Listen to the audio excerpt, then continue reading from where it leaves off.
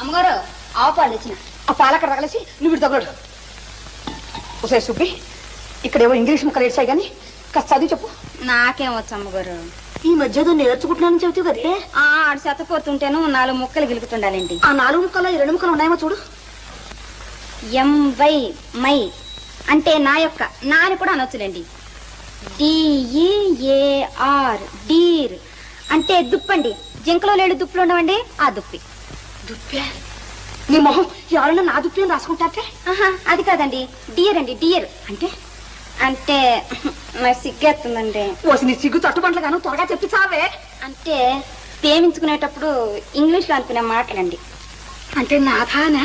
అదే కాదండి, ప్రాణేశానా? అవన్నీ పాతకాలపు మాటలండి. ఇప్పుడు వాటిని ఎవ్వరూ ఆడటం లేదు. మరైతే ఏమిటి చెప్పవే? అంటే నా ప్రియా అని. ప్రియానే?